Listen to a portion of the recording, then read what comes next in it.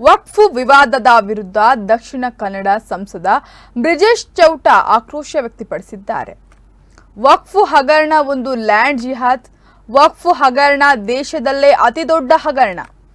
ಕಾಂಗ್ರೆಸ್ನವರು ಬ್ರಿಟಿಷರ ಗುಂಗಿನಲ್ಲೇ ಇದ್ದಾರೆ. ಹೀಗಾಗಿ ವಕ್ಫ್ ಪೆಡಂಭೂತ ಇಟ್ಟುಕೊಂಡು ರಾಜಕೀಯ ಮಾಡುತ್ತಿದ್ದಾರೆ. ಮಂಗಳೂರು ತಾಲೂಕಿನಲ್ಲೇ 24 ವರ್ಷದಲ್ಲಿ 37 ಪ್ರಾಪರ್ಟಿ ವಕ್ಫ್ಗೆ ಹೋಗಿದೆ. ಈ ಪೈಕಿ 50% ಭೂಮಿ ಸರ್ಕಾರಿ ಭೂಮಿ. ಸಿದ್ದರಾಮಯ್ಯ ಸೂಚನೆ ಆಧಾರದಲ್ಲಿ ಜಮೀರ್ ಅಹಮದ್ ಈ ರೀತಿ ಮಾಡುತ್ತಿದ್ದಾರೆ. ವಕ್ಫ್ ಅತಿ ದೊಡ್ಡ ಲ್ಯಾಂಡ್ ಬ್ಯಾಂಕ್ ಹೊಂದಿದೆ. ಆದರೆ ಯಾಕೆ ಮುಸಲ್ಮಾನರನ್ನ ಬಡತನ ರೇಖೆಯಿಂದ ಮೇಲೆ ತರಲು ಆಗಲಿಲ್ಲ?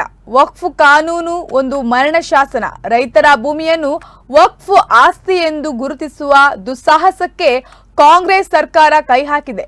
ವಕ್ಫ್ ಗೋಲ್ಮಾಲ್ ಬಗ್ಗೆ ಸಮಗ್ರ ತನಿಖೆಯಾಗಬೇಕು ಎಂದು ತಿಳಿಸಿದ್ದಾರೆ. ಇದರ ಬಗ್ಗೆ ಒಂದು ಜಾಗೃತಿ ಅಭಿಯಾನ ನಡೀತದೆ, ಇದರ ಬಗ್ಗೆ ಹೋರಾಟ ನಡೀತದೆ. ಅದರ ಬಗ್ಗೆ ನಮ್ಮ ಜಿಲ್ಲಾಧ್ಯಕ್ಷರು ಮಾಹಿತಿಯನ್ನು ಕೊಡ್ತಾರೆ.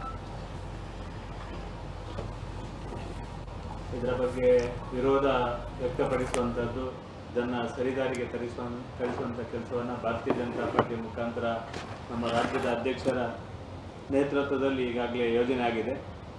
ನಮ್ಮ ಜಿಲ್ಲೆಯಲ್ಲಿ ಕೂಡ ನಮ್ಮ ಜಿಲ್ಲೆಯಲ್ಲಿ ಎಲ್ಲೆಲ್ಲಿ ಈ ರೀತಿಯ ವಕ್ಫ್ಗೆ ಈಗಾಗಲೇ ಸಂಸದರು ಹೇಳಿದ ರೀತಿಯಲ್ಲೇ ಬೇರೆ ಬೇರೆ ನಮ್ಮ ಭೂಮಿಯನ್ನು